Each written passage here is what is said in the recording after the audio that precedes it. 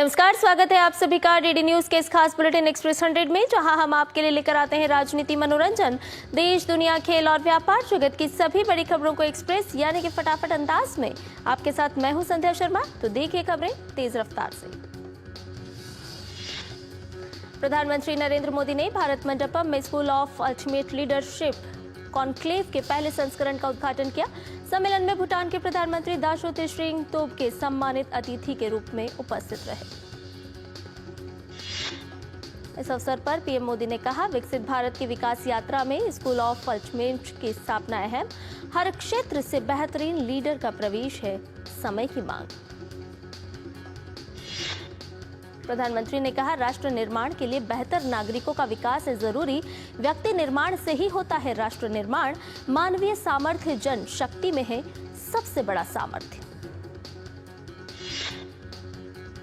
PM ने कहा, approach global होने के साथ ही लोकल भी हो। उन्होंने कहा कि हमें अंतर्राष्ट्रीय जरूरतों को एड्रेस करने वाले ऐसे लोग चाहिए जो इंडियन माइंड के साथ इंटरनेशनल माइंड के साथ आगे बढ़ें।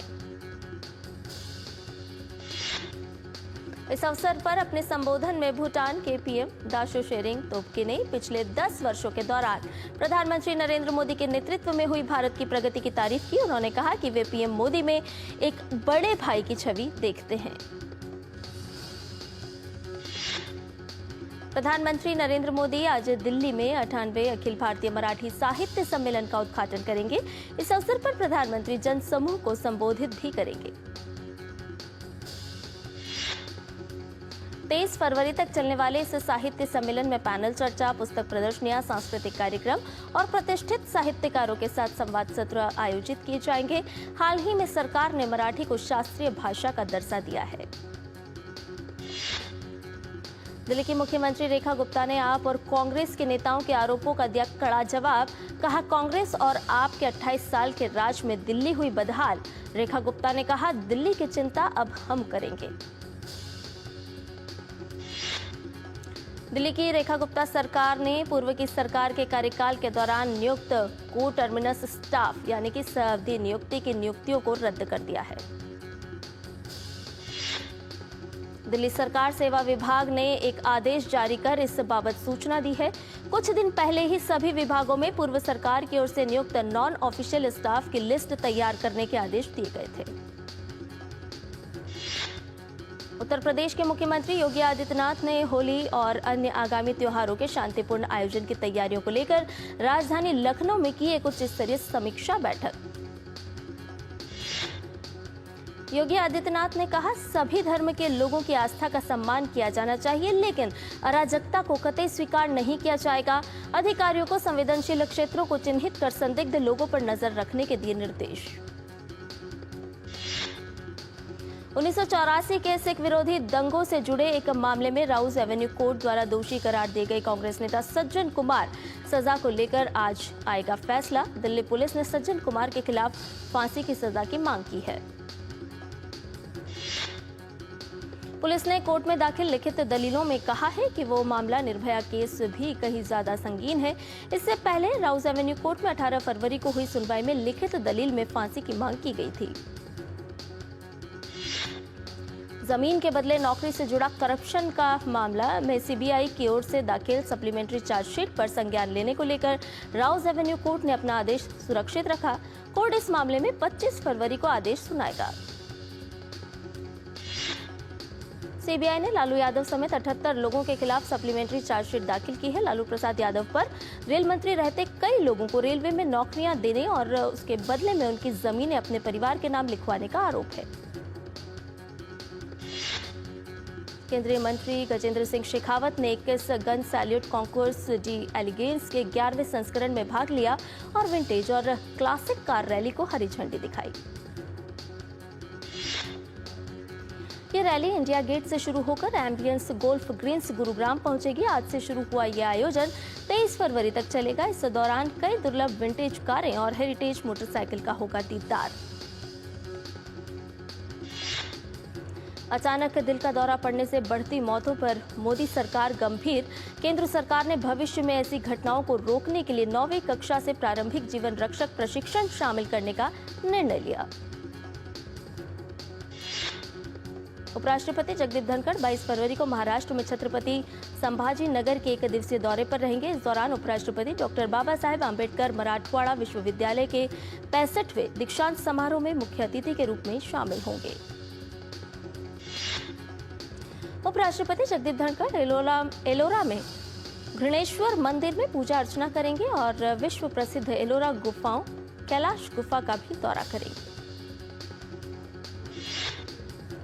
मेघालय के खासी और जैंतिया हिल्स स्वायत्त जिला परिषदों के लिए शुक्रवार को कड़ी सुरक्षा व्यवस्था के बीच मतदान जारी। खासी हिल्स स्वायत्त जिला परिषद के 29 निर्वाचन क्षेत्रों और जैंतिया हिल्स स्वायत्त जिला परिषद के 29 निर्वाचन क्षेत्रों के लिए सुबह 7 बजे से मतदान चल रहा है। एचएडीसी चुनाव में 158 उम्मीदवार जबकि जेएचडीसी चुनाव में 114 उम्मीदवार चुनावी मैदान में है। स्वतंत्र और निष्पक्ष मतदान के लिए सुरक्षा बलों की पर्याप्त तैनाती भी की गई है। मतगणना 24 फरवरी को होगी।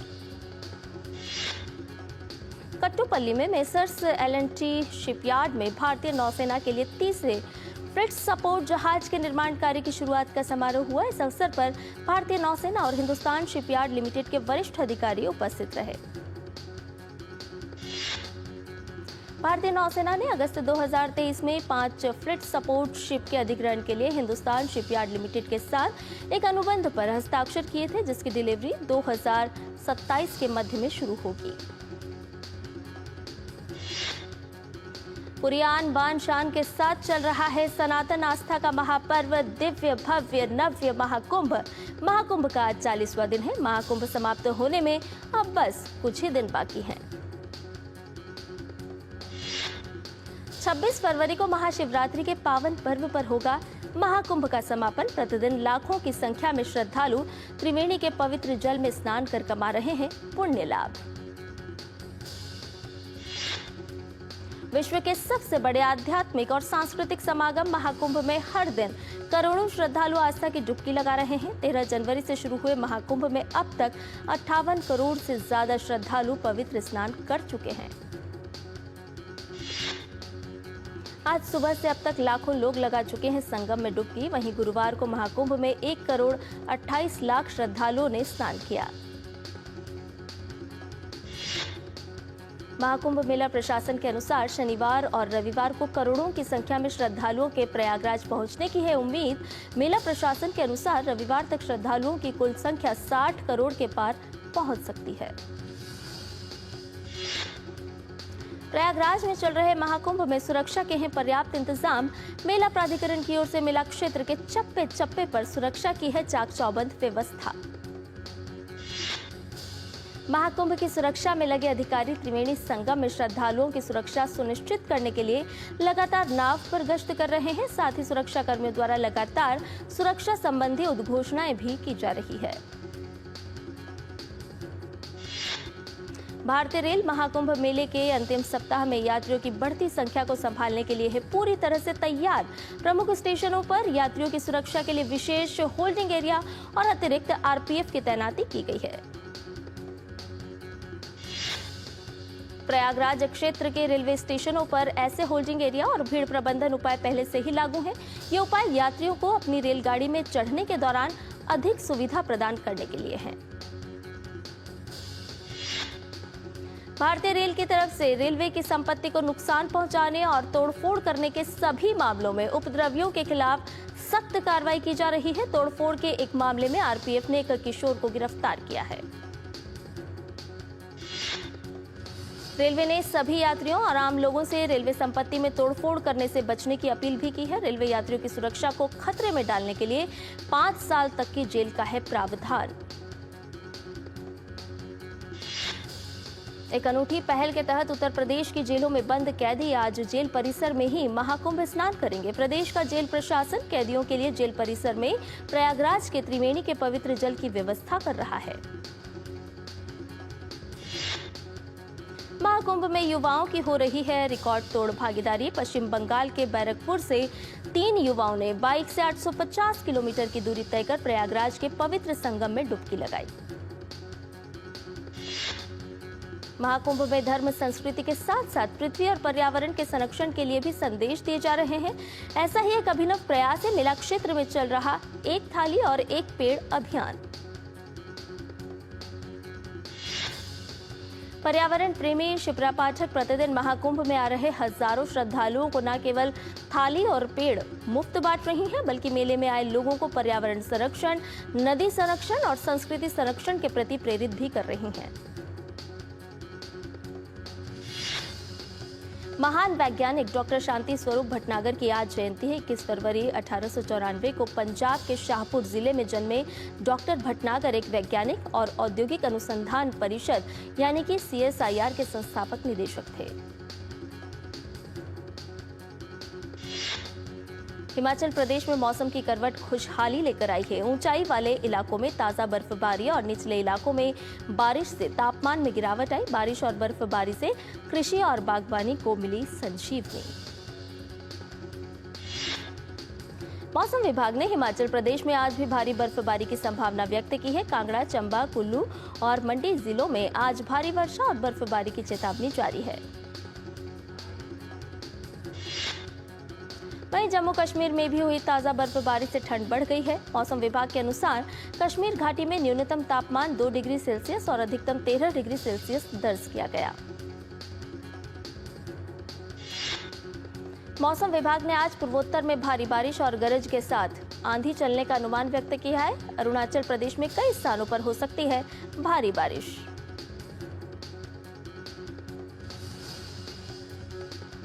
और केंद्रीय मंत्री शिवराज सिंह चौहान इस वक्त एक पत्रकार वार्ता को संबोधित कर रहे हैं। आइए आपको सुनवाते हैं। लेकिन इस कार्यक्रम का आयोजन केवल बिहार में नहीं होगा। बिहार में तो हर स्तर पर कार्यक्रम का आयोजन हो रहा है। जिला स्तर पर, ब्लॉक स्तर पर, ग्राम पंचायत के स्तर पर, और केवल बिहार नहीं, देश के कई राज्यों में राज्य सरकारें पंचायत स्तर तक इस कार्यक्रम का आयोजन कर रहे हैं। मतलब वर्चुअली पंचायत से भी किसान जुड़ेंगे सीधे प्रधानमंत्री जी को सुनने के लिए। सभी राज्यों के मुख्यमंत्रियों को आमंत्रित हमने किया है कि अपने अपने राज्य में कार्यक्रम में भाग लें। सभी केंद्रीय मंत्री आमंत्रित है, अलग अलग स्थानों पर जाकर कार्यक्रम में भाग लें। 731 कृषि विज्ञान केंद्रों में भी कार्यक्रम का आयोजन होगा। राज्यों के कृषि मंत्री और बाकी मंत्री भी, फिर माननीय सांसदगण और विधायकगण भी अपने अपने संसदीय क्षेत्रों या विधानसभा क्षेत्रों में इस कार्यक्रम से जुड़ने वाले हैं। इस कार्यक्रम का सीधा प्रसारण डीडी किसान, माई गव पर वेबकास्ट, ब्लॉक विकास कार्यालय, ग्राम पंचायत, यूट्यूब, एक्स, फेसबुक, कृषि विज्ञान केंद्र और देश भर के 5 लाख से अधिक कॉमन सर्विस सेंटर पर भी किया जाएगा। और मुझे विश्वास है देश भर से लगभग 2.5 करोड़ किसान भौतिक और वर्चुअली इस कार्यक्रम से जुड़ेंगे। मित्रों, किसान सम्मान निधि ने छोटे किसानों की जिंदगी बदली है। 2019 से पहले ऐसी कोई योजना नहीं थी। यूपीए ने, कांग्रेस ने कई वर्षों तक सरकारें चलाई, लेकिन किसान के खाते में सीधे सहायता देने का काम बात तो करते रहे, कभी उनकी सरकारों ने नहीं किया। आप जानते हैं कि इस योजना के अंतर्गत सीधे 6,000 रुपए 3 किस्तों में किसान के खाते में अंतरित किए जाते हैं। और अब तक लगभग 3.46 लाख करोड़, 3.46 लाख करोड़ 3,46,000 करोड़ रुपया किसानों के खाते में अंतरित किए जा चुके हैं और 19वीं किस्त जारी होते ही 3,68,000 करोड़ रुपया किसान के खाते में पहुंचेंगे। दुनिया की सबसे बड़ी डीबीटी की योजना है ये। पहले छोटे किसानों को बोनी के समय खाद की, बीज की, छोटे छोटे आदानों की बड़ी दिक्कत होती थी और उनको अक्सर ब्याज पर कर्जा लेके अपनी छोटी आवश्यकताओं को पूरी करना पड़ता था। लेकिन अब कृषि संबंधित जरूरी खर्चे इस निधि से किसान पूरा करता है। अंतर्राष्ट्रीय खाद्य नीति अनुसंधान संस्थान IFPRI ने पीएम किसान का स्वतंत्र अध्ययन किया, जिसमें यह पता चला कि इस योजना के तहत प्राप्त धनराशि ने किसान की ऋण बाधाओं को दूर करने में मदद की और ग्रामीण आर्थिक विकास में भी उत्प्रेरक का काम किया। किसान को इनपुट डालने में भी मदद की है, जोखिम लेने की क्षमता भी बढ़ी है। मैं प्रधानमंत्री जी को इसके लिए भी धन्यवाद देता हूं कि अब किसान क्रेडिट कार्ड पर अधिकतम 3 लाख रुपया किसान को केसीसी पर मिलता था 4% ब्याज पर। अब वो सीमा बढ़ा के 5 लाख रुपया कर दी गई है। विशेषकर हॉर्टिकल्चर की फसलों पर जो किसान काम करते हैं, खेती करते हैं, उनको ज्यादा निवेश की जरूरत होती है। अब वो 5 लाख रुपए तक की राशि प्राप्त कर सकेंगे। मित्रों, हमने लगातार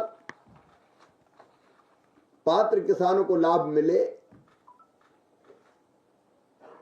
इसके अभियानों को चलाया है, लेकिन प्रधानमंत्री जी इस कार्यक्रम के अतिरिक्त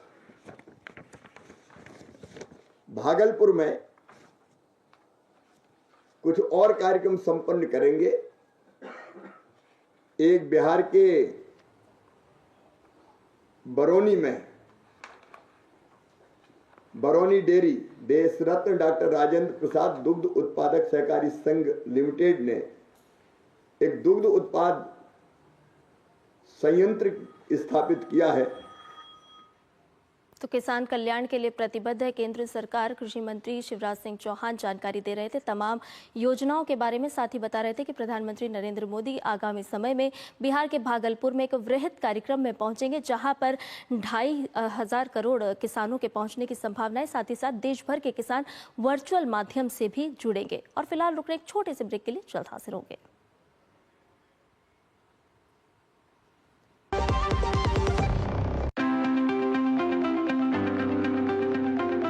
The heart of your kitchen is the LPG gas stove. My ISI and BIS certified LPG stove is the source of heat needed to cook my favorite meals, so I can safely and happily enjoy cooking. जब धरती चीर कर निकलता है लोहे का पत्थर और मिलता है मोंगिया के जोश से, फिर तपता है, पिघलता है और बनता है फौलाद। अब होता है सरिया सारी खूबियों के साथ। मोंगिया स्टील, मजबूत देश का मजबूत सरिया। और ब्रेक के बाद एक्सेस 100 में आपका एक बार फिर से स्वागत है।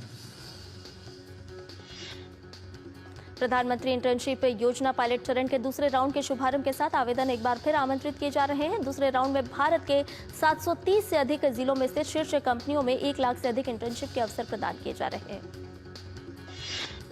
भारतीय सॉफ्टवेयर टेक्नोलॉजी पार्क ने कोलकाता के सॉल्ट लेक में नई इंक्यूबेशन सुविधा शुरू की।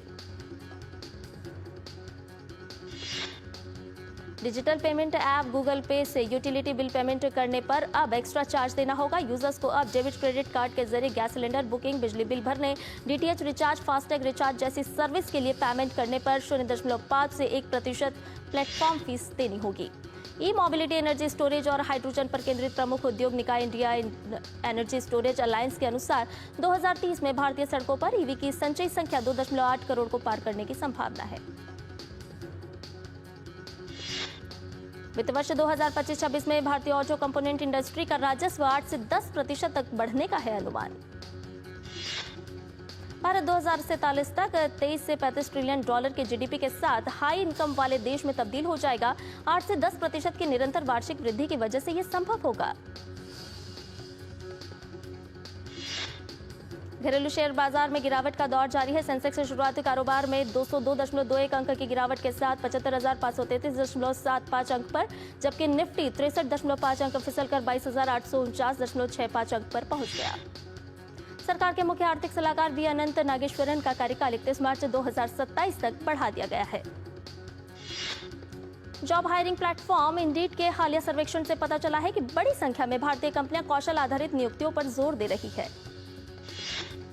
मारुति सुजुकी इंडिया की प्रवर्तक कंपनी सुजुकी मोटर कॉर्पोरेशन ने कहा कि वित्त वर्ष 2031 तक मारुति सुजुकी की यात्री कारों की सालाना बिक्री वित्त वर्ष 2024 में 17.9 लाख कारों से 41.9% बढ़कर 25.4 लाख हो जाएगी। भारत के ई कॉमर्स क्षेत्र का बाजार आकर 2035 तक 4 गुना से अधिक होकर 550 अरब डॉलर तक पहुंचने का अनुमान है। कीमतों पर नियंत्रण के लिए केंद्र सरकार ने गेहूं के थोक व्यापारियों के लिए गेहूं स्टॉक की सीमा 1000 टन से घटाकर 250 टन कर दी है। एयर इंडिया ने लुफ्तांसा समूह के साथ अपनी कोड शेयर साझेदारी के विस्तार की घोषणा की, जिसके तहत भारत के 12 शहरों और यूरोप के 26 शहरों में 60 अतिरिक्त मार्गों पर सेवाएं दी जाएंगी। मोबाइल फोन निर्यात से चालू वित्त वर्ष में भारत 1.80 लाख करोड़ रुपए से ज्यादा की कमाई कर सकता है। वित्त वर्ष 2040 तक 450 अरब डॉलर और वित्त वर्ष 2047 तक 700 अरब डॉलर तक कृषि और प्रसंस्कृत खाद्य उत्पादों का निर्यात होने का अनुमान। ट्रैफिक ने आदिवासियों के उद्यमिता विकास के लिए रिलायंस रिटेल, HCL फाउंडेशन और तोराजामुला और इंडोनेशिया के साथ समझौता ज्ञापन पर किए हस्ताक्षर। दिल्ली अंतर्राष्ट्रीय लेदर एक्सपो का 6वां संस्करण यशोभूमि में हुआ शुरू। विदेश मंत्री डॉक्टर एस जयशंकर ने जोहान्सबर्ग में रूस के विदेश मंत्री सर्गेई लावरोव से की मुलाकात। इसके अलावा विदेश मंत्री ने दक्षिण अफ्रीका के राष्ट्रपति सिरिल रामफोसा से G20 विदेश मंत्रियों के सम्मेलन से इतर की मुलाकात। विदेश मंत्री डॉक्टर एस जयशंकर ने वैश्विक भू राजनीतिक स्थिति की जटिलता को लेकर दुनिया भर के देशों का ध्यान खींचा।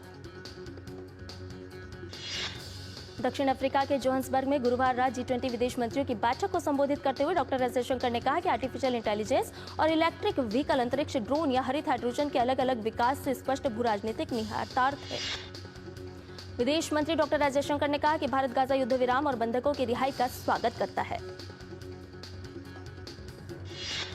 मध्य इजराइल के एक पार्किंग स्थल में खड़ी बसों में हुए विस्फोट के बाद आसमान में धुएं का गुबार छा गया।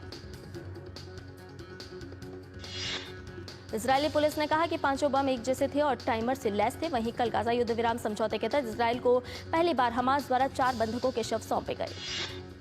इजरायली पुलिस पूरे मामले की जांच कर रही है। पुलिस बसों के जले हुए धातु के गोले के अंदर सबूत तलाश रही है। व्हाइट हाउस के राष्ट्रीय सुरक्षा सलाहकार माइक वॉल्ट्स ने कहा कि अमेरिकी राष्ट्रपति डोनाल्ड ट्रंप जेलेंस्की से बहुत निराश हैं। अमेरिका के एरिजोना के माराना क्षेत्रीय हवाई अड्डे पर 2 छोटे विमानों के बीच हवा में टकराने से 2 लोगों की मौत हो गई। उत्तर कोरिया ने गुरुवार को 2021 में हस्ताक्षरित यूकॉस साझेदारी के तहत ऑस्ट्रेलिया के साथ परमाणु पनडुब्बी समझौते के लिए अमेरिका की आलोचना की। महाभियोग की कार्रवाई झेल रहे दक्षिण कोरिया के अपदस्थ राष्ट्रपति यून सुक योल गुरुवार को 2 अदालतों में पेश हुए। पेरू सरकार ने घोषणा की है कि देश भर में भारी बारिश के कारण आई बाढ़ और मकानों के ढह जाने के बाद देश के 157 जिलों में 60 दिनों के लिए आपातकाल लागू। चैंपियंस ट्रॉफी में टीम इंडिया ने जीत से किया आगाज। अपने पहले मुकाबले में भारतीय टीम ने बांग्लादेश को 6 विकेट से हराया। बांग्लादेश से मिले 229 रन के लक्ष्य को शुभमन गिल के शतक की मदद से 21 गेंद शेष रहते हासिल कर लिया गया। बांग्लादेश के खिलाफ 5 विकेट लेकर मोहम्मद शमी ने विश्व रिकॉर्ड बनाया। टीम इंडिया के कप्तान रोहित शर्मा ने वनडे क्रिकेट में 11,000 रन किए पूरे। चैंपियंस ट्रॉफी में आज ग्रुप बी के मुकाबलों की शुरुआत होगी। अफगानिस्तान और दक्षिण अफ्रीका के बीच कराची में मुकाबला खेला जाएगा। पाकिस्तान के सलामी बल्लेबाज फखर जमा चैंपियंस ट्रॉफी से बाहर हो गए हैं। फखर जमा की जगह पाकिस्तान की टीम में इमाम उल हक को शामिल किया गया है। महिला प्रीमियर लीग में रॉयल चैलेंजर्स बेंगलुरु का सामना घरेलू मैदान पर मुंबई इंडियंस से होगा। FIH प्रो लीग में आयरलैंड के खिलाफ पेनल्टी कॉर्नर में सुधार के इरादे से उतरेगी भारतीय पुरुष hockey team. FIH pro league भारतीय महिला हॉकी टीम के सामने जर्मनी की चुनौती होगी।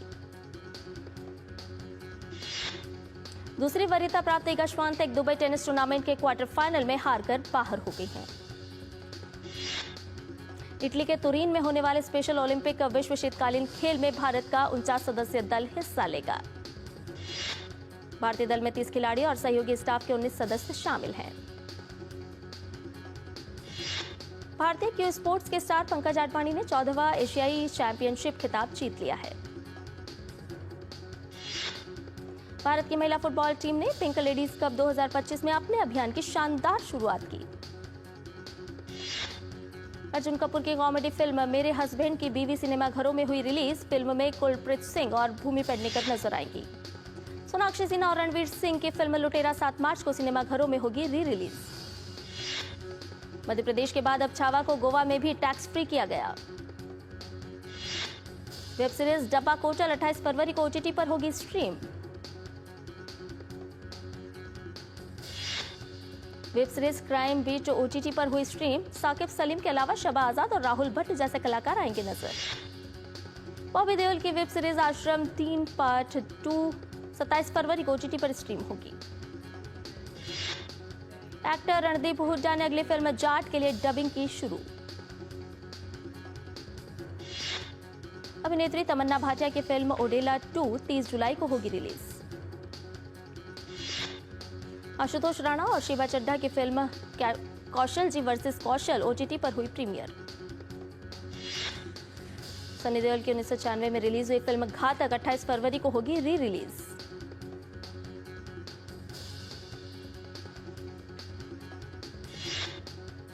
और एक्सप्रेस न्यूज में फिलहाल इतना ही। मुझे दीजिए इजाजत। नमस्कार।